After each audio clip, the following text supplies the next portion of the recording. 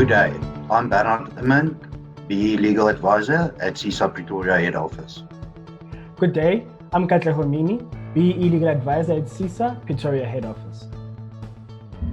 Today we'll be discussing the transport sector codes, focusing on the subsector road freight and how to comply with the BE requirements. All right, Bernard, can you please clarify what is road freight? Yes, Katleho. Road freight includes supply chain management companies, trucking companies, logistic companies, transport management companies. The reason why we have to define this is because transport with the subsectors has different subsectors, for example, aviation and forwarding and clearing. All right. And then transport amended codes have not been gazetted yet. We're still rated on old codes. Can you please just tell us the implications of this? Yes, I can. I'm going to use the amended codes of good practice as an example. So for instance, the main difference is in what we classify as an EME, a QSE, or a generic company.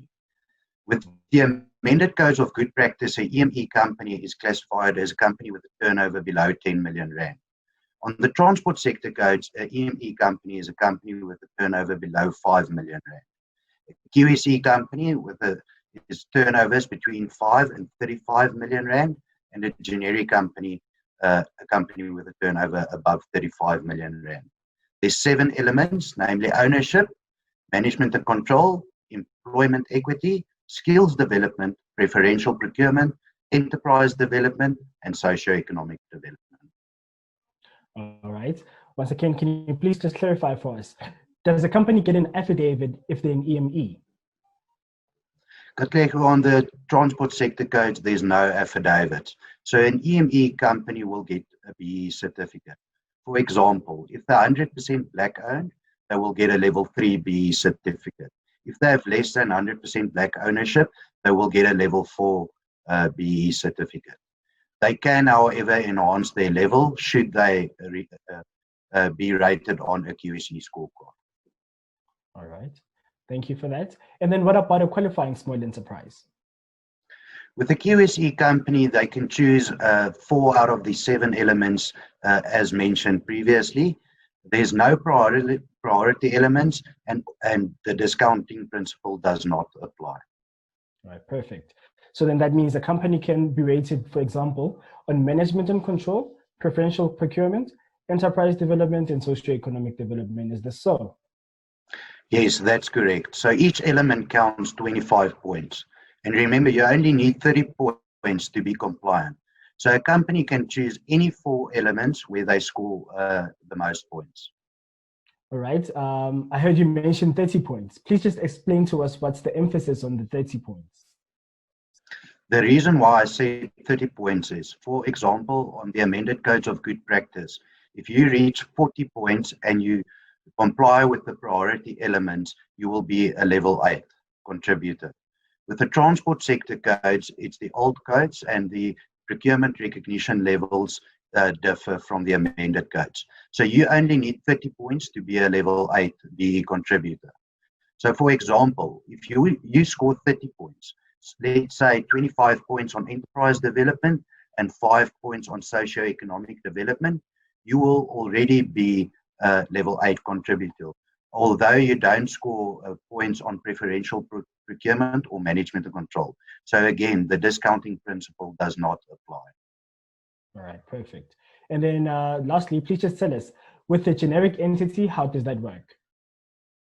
With a generic company, it's a company with a turnover above 35 million. They have to comply with all 7 elements as mentioned previously. There's no priority elements, and the discounting principle does not apply. Companies have to remember that with the transport sector codes, management and control and employment equity is 2 different elements. As per the amended codes of good practice, those 2 elements was combined. Companies should always note that you can only claim points on management and control should you have top black management. So in essence, the board of directors is black. Another difference between transport and the amended codes of good practice is that the amended codes of good practice gives recognition for BEE spending on skills development if you spend on Black people. In the transport sector codes, you can only do spending on your employees. That's the main difference, and the companies have to focus on spending on their current employees. Further also, the transport codes focus on enhancing a company should they use their enterprise development beneficiary as procurement as well. So should you buy something from your enterprise development beneficiary, you can take your enterprise development target total and multiply that with 1.2. That will be enhanced recognition. All right, perfect. And then Bernard, is there anything else you would like to add? Yes, Katleho. Companies should remember that as per the BEE Commission, no company will be exempted from any BEE spending during this difficult times. All companies should still comply with the BEE requirements during their financial year in order to reach the required level at their next BEE verification.